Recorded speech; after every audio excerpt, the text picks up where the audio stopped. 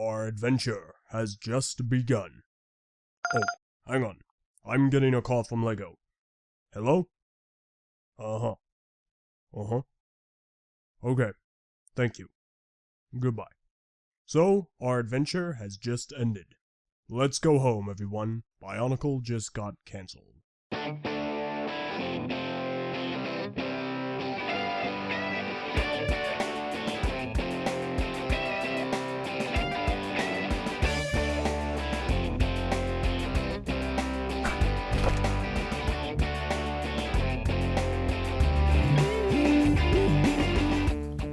Hello everyone and welcome to the Recap Review. Today we're taking a look at all of the sets released in 2009. We're going to go ahead and pretend that all the stuff right over there does not exist for the moment. So here we have it, everything that was released in the year of 2009 for BIONICLE. Real quick disclaimer, just because there are pros and cons in this video doesn't necessarily mean they're my personal opinion. Do my best to make these videos as objective as possible, and as such any and all comments should be taken as community opinions or as objective facts about the set I can represent on camera. So please, unless I explicitly say, don't assume anything here is my personal opinion. Okay, awesome. With that out of the way, here we have it. In the year of 2009, approximately 27 sets were released. There we go, approximately 27 sets. We saw a couple of different waves. The first wave, we had the Agori and the Glatorian. In the second, we had all the vehicles and some Titans and the Glatorian Legends. And, well, they're all here, and I assure you, even if you can't see all of them, they are all here.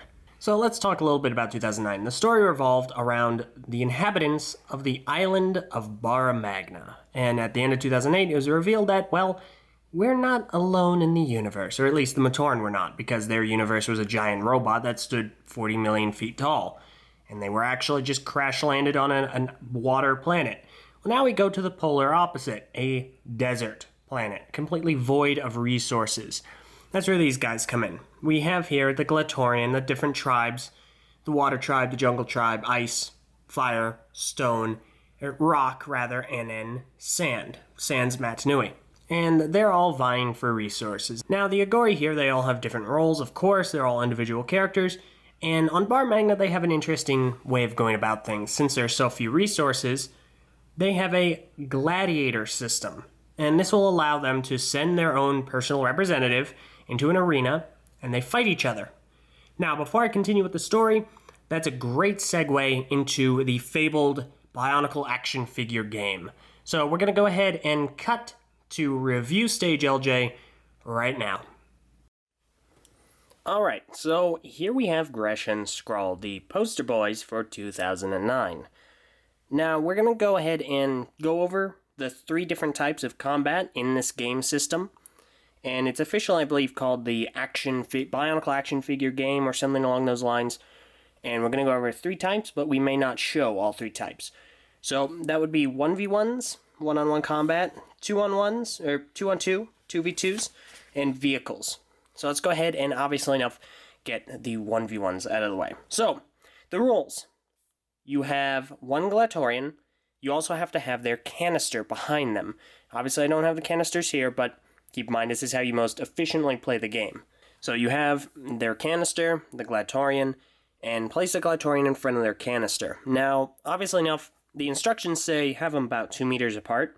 We don't have that kind of space right here, so just imagine they're really far away. And then, yeah, that's it. That's the setup. Then you decide who goes first. Now, obvious enough, both Glatorian will have one Thorn Axe. Just go ahead, give them. Now, in a 1v1 situation, it's only 1 shot per person per turn. And now, in order to actually start draining their points... Oh, real quick, first of all, have these set to 5. All 5. Just have them set to full health. Now, in order to start draining points, you need to either shoot a Glatorian, or shoot the canister. We're going to pretend this hand is a canister. Missed. Alright, good job, me. And that's how you start draining the enemy points. Now, if you hit a Glatorian, that drains 1 point. Okay, so, Glatorian, boom, 1 point. If you hit their canister, that drains 2 points, like so. And this goes on until one of them has absolutely no health whatsoever. So just go ahead and set him back up like so. And those are the basics. And then, the first one to have no life gets kicked out of the game. Now, there are two types of attack. There's the attack shot, which is what I just showed you. There's also a move shot, because after absolutely every shot, you have to move your Glatorian to where the Thornax lands. So, let's say I shoot. Okay, great. Thornax lands here. I have to move my Glatorian, just as far as I'm aware, just the Glatorian. If not, then it's both Glatorian and shield, to wherever that Thornax lands. Now, the other type of shot is a move shot, because after every shot, you have to do it anyway. You can either try and attack your opponent, or you can just shoot with the sole purpose of trying to move there. So those are two different types of shot. Now, let's talk about Agori. So, Agori can be brought into the game, and they basically equate to shields. Or, yeah, just basically shields. So we got Attackers here.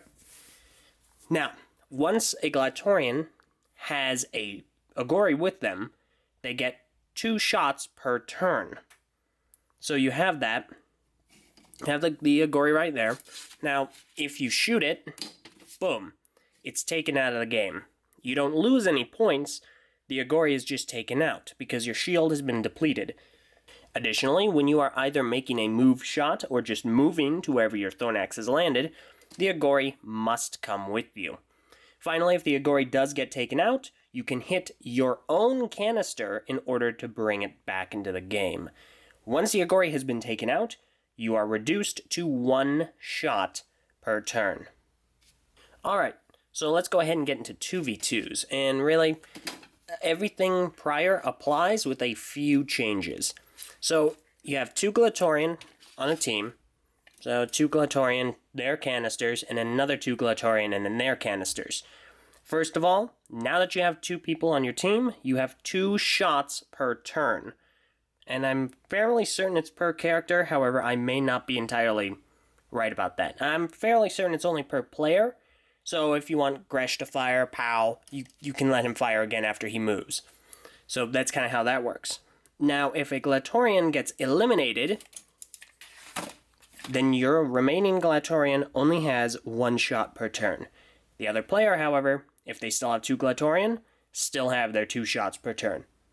So, real simple. That just doubles the stakes, essentially.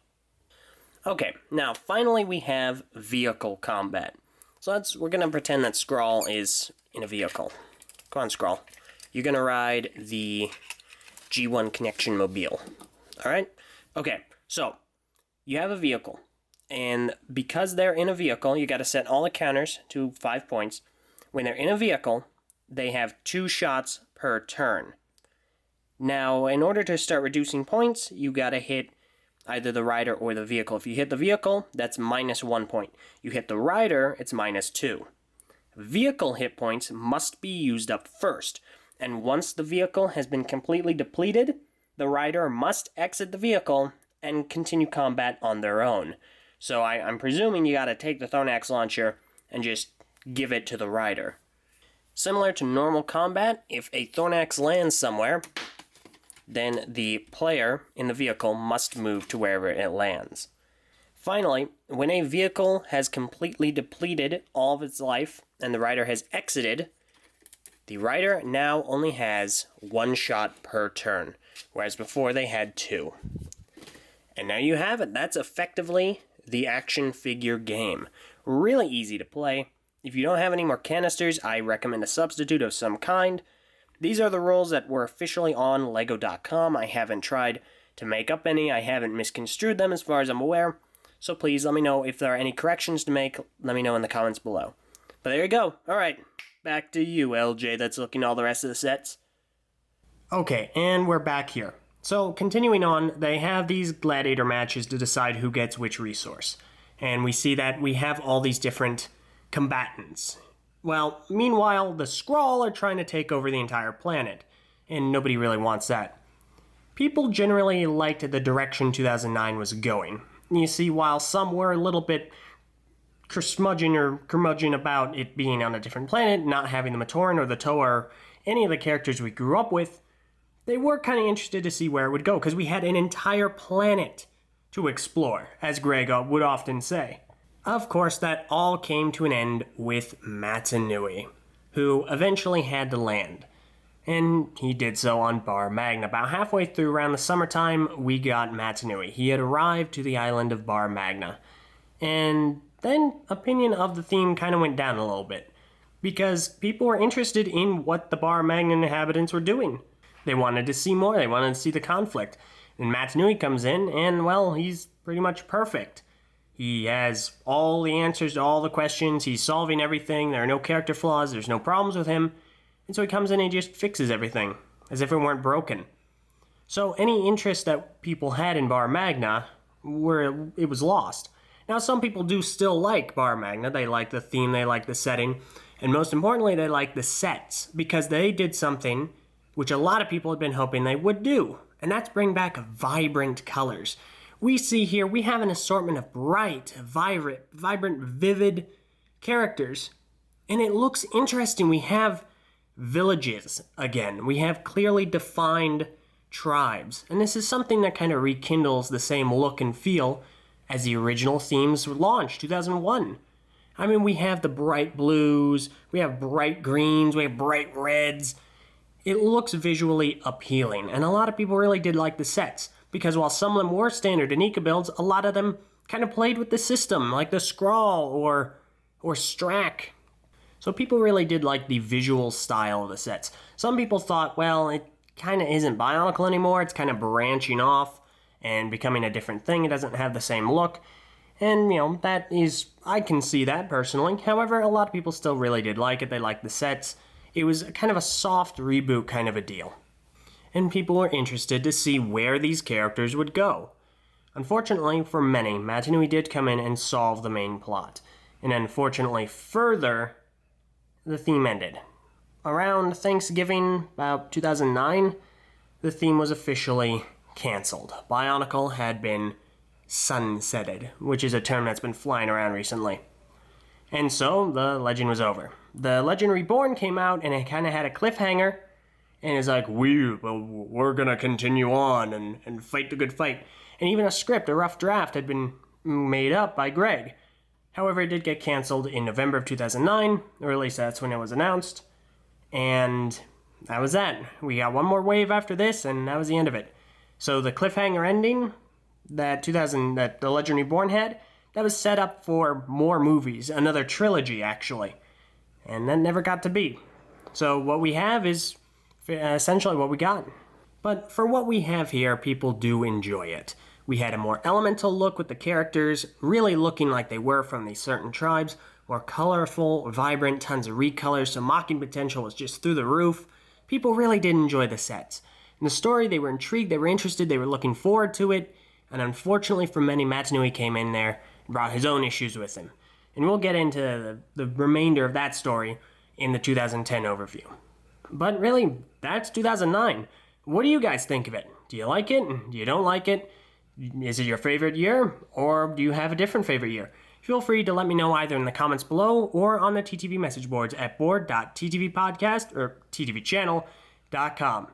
Join me next time when I begin reviewing the Bionicle Stars, the last wave of the theme. Thank you all very much for watching, and we'll see you all next time.